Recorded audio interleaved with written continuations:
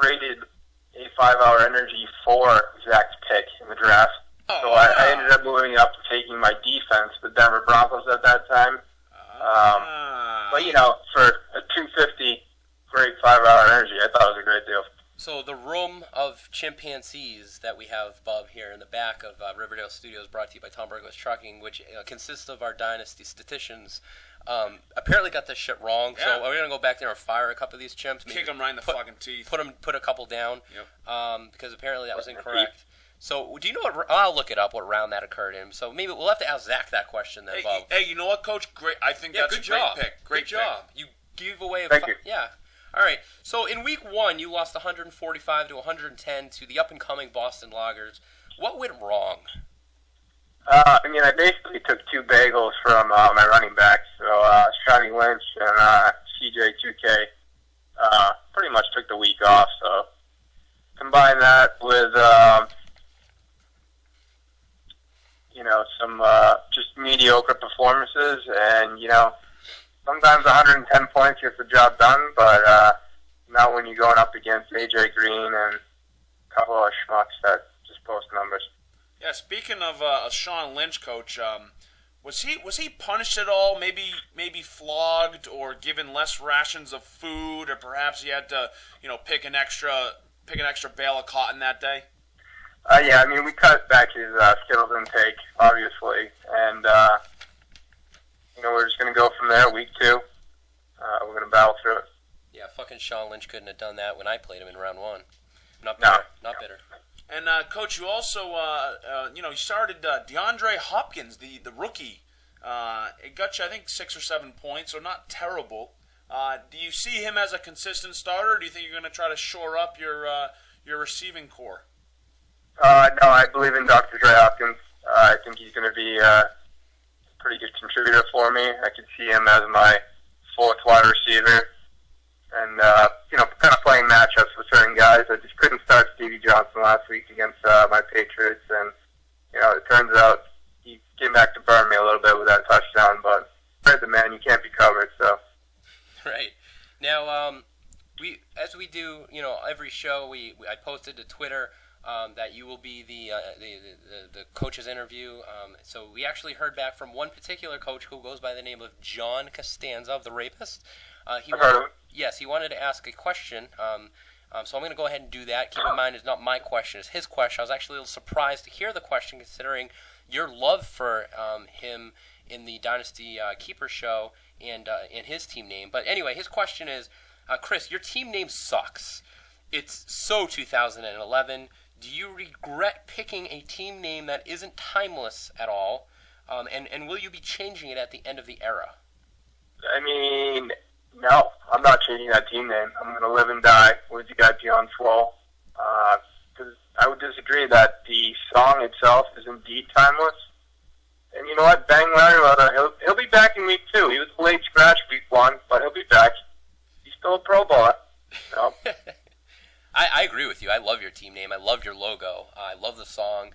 I'm gonna have to disagree with Johnny C on this one, but I appreciate the effort on the Twitter machine. Bub, go ahead. Take this shit from me. Coach, we actually spoke with your week 2 opponent, Coach Zach Palucha, a little earlier today. A little convo with him, and he actually had this to say to you. Why don't you take a listen?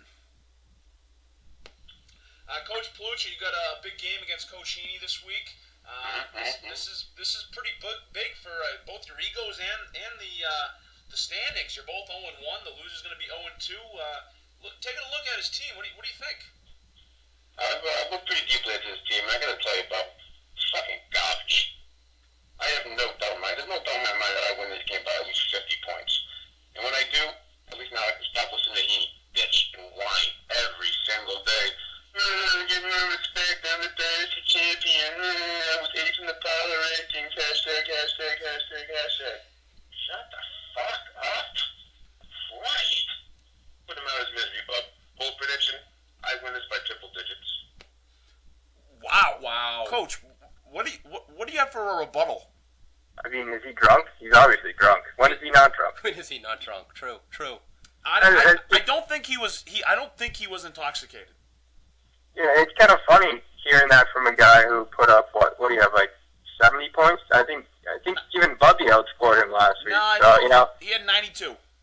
92? Yeah, I mean, that's not going to get it done. So, you know, I don't really have anything to say. I'm just going to keep my mouth shut. I'm going to let my team do the talking.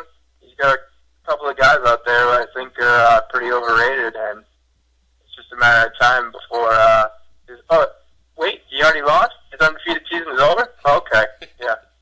All right, cool. I'm glad you took the high road on that one, Coach. Yep, that's how I roll. All right, well, Mr. Champion, thank you for being on the show. I know that you got a target on your back here this year, a little bit different for you than your rookie season. A lot of people are gunning for you being the champion, so we'll be all watching to see how you handle it. You're playing Handy Quacks here in week 2, so good luck. Big game for you. And obviously, keep up the good work as the Dynasty Coaching Achievement Analyst as well. And again, thank you for being on the show. Thanks for having me, guys. My pleasure. Well, Bub, that was great. And now I really don't have a script here. Did you bring one? Was I supposed to? No. So no. Okay. Sister Amy Laura Hall, the nun, the wonderful professor of theology. She sounds like she's going to be an angel. See what I did there?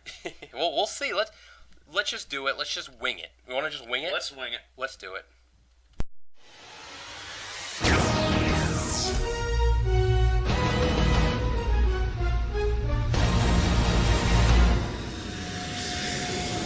Now, the Dynasty Podcast brings you an interactive and likely ridiculous segment with borderlines on actual legit media.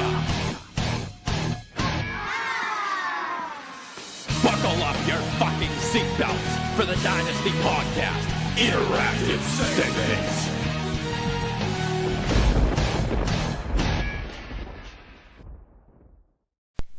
And now, on the Jube's Family Restaurant Interactive Guest Hotline, I am delighted to introduce Amy Laura Hall, who is an Associate Professor of Christian Ethics over at Duke Divinity School in North Carolina.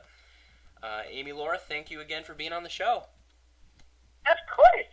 Very good. Now, Amy, Laura, could you please start by letting us know just a little bit about your background and what you currently do at the Duke Divinity School? Sure. So I grew up in West Texas and survived playing Odessa Permian, who they are the inspiration for Friday Night Lights, and they kicked our buns every year. So I grew up in West Texas football, but then I went off to Yale and then ended up at Duke, where basketball is the big sport. So I've lived through big sports in various ways. Excellent. And now you are a professor over at the Duke Divinity School, and you're a professor of Christian ethics. Is that right? And did you go to school for that, or? Yep, that's what I did at Yale. I did my PhD in religious ethics at Yale and landed my dream job at Duke in '99. So I've been teaching at Duke for 14 years. Good, sounds good. My first question for you is a lot of fantasy football players believe, and this is going to sound silly, that there are fantasy gods that literally control, the outcome of their matchup. Can you just kind of talk a little bit about what you found regarding just how men think about football and God, whether it be players or fans or whatnot? Sure. So one of my favorite stories from growing up is a friend of my dad's. My dad's a minister, and a friend of my dad's was asked to pray before, I think it was a basketball game, and they never asked him again, because what he said before the basketball game was, God, give us pointy-toed